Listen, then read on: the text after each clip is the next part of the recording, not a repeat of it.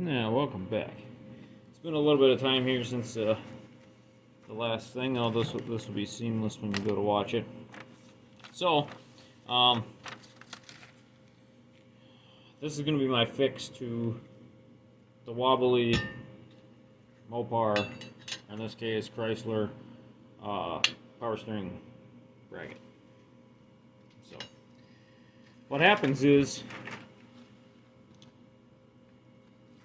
there's a 3/8 big shoulder bolt, pretty much a custom job or special bolt. And if you look, these holes right here were 3/8 as well. They're not right now, but they were 3/8 originally. So what happens is the holes get egged out from movement and stuff and vibration all the time and just use. And they also wear into the shaft of this bolt here too, the shoulder of it. You can see it on this end too. This thing focused. You can see the wear in it. So you could replace this bolt too, and do some other things. The fix I'm going to do does not require replacement of this bolt, and I'll show you why. This is going to be the hardest thing to find, I think, anyway. I didn't bother looking for one, but this is obviously a special bolt.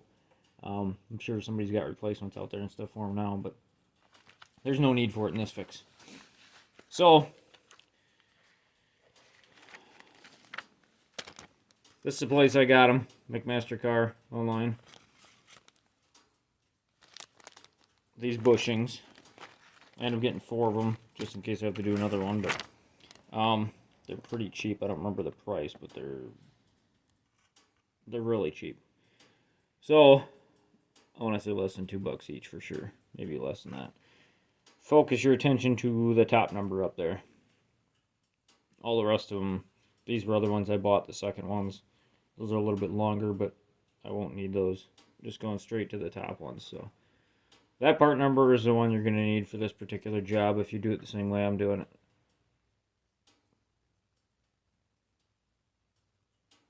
Get a good read on it. Alright. Moving on now. So I want these to be a press fit in there. This is my fix for it. So what's going to happen is I need to bore these out to just under 1/2 inch because I want these to be a press fit. These are 1/2 inch. OD 3/8 ID. So what I did was the next drill size down is 31/64.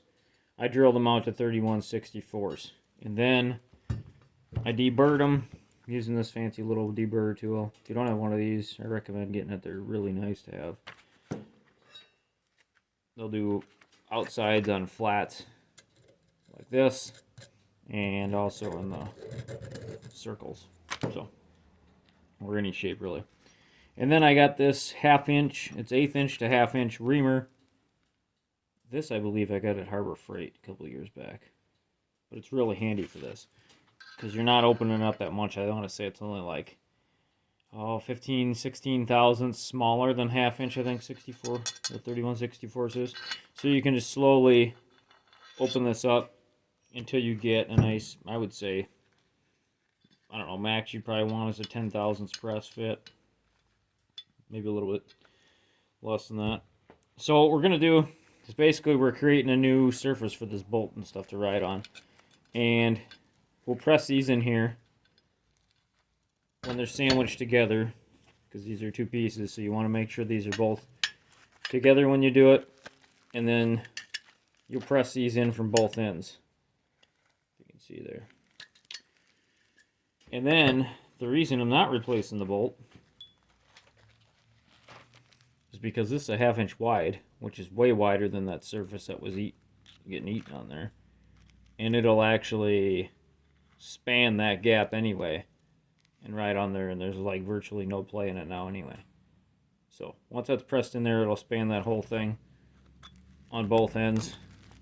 If you look, slide it all the way back, covers up that whole thing, eliminates that bolt part. So you can literally fix this for, well, I would say less than $20.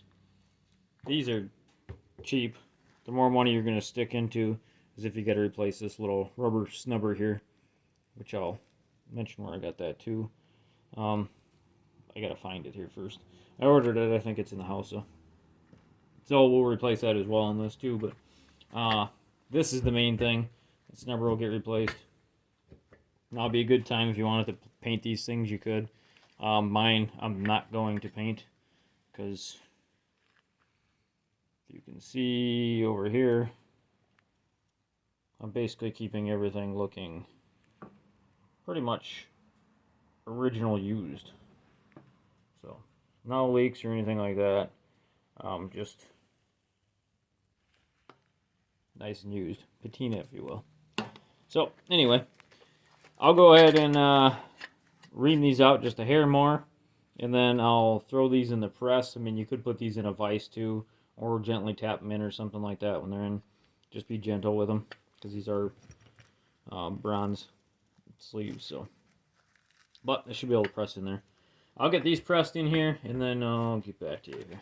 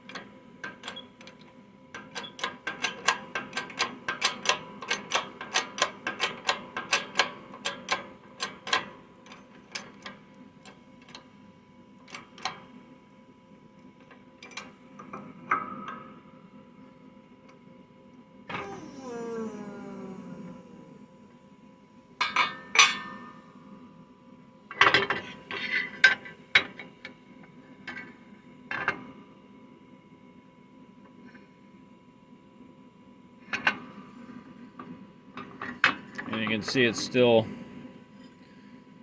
loose enough to adjust yet, but it's still got some tension on it.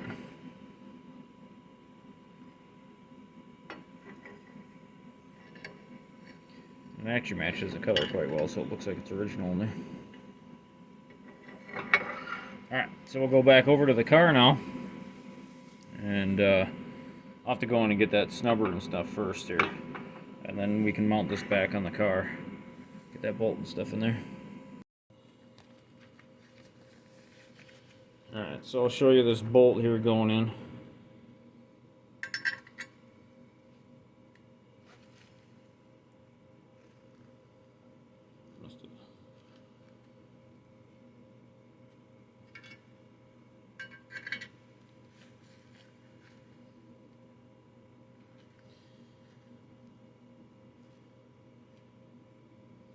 I'll have to gently tap this in because pressing them in there shrunk it down on the inside a little bit, which is actually good, so it'll be a little bit tighter. So, but I'll go ahead and grab a mallet and stuff and just gently tap this thing in. I'll probably clean this up actually on the wire wheel first, and then do that. Yeah, because you got some rust buildup and stuff anyway. Smooth that out, and then I'll do that.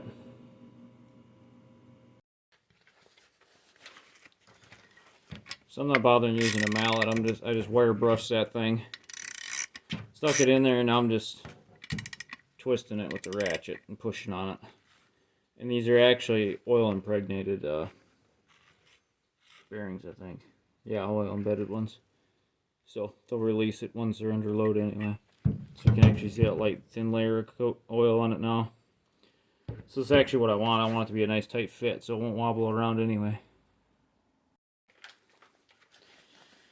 Alright, so I got that thing in there. It's a really nice tight fit. Put the lock washer and the nut back on that end so you still have plenty of threads even with those two bushings in there.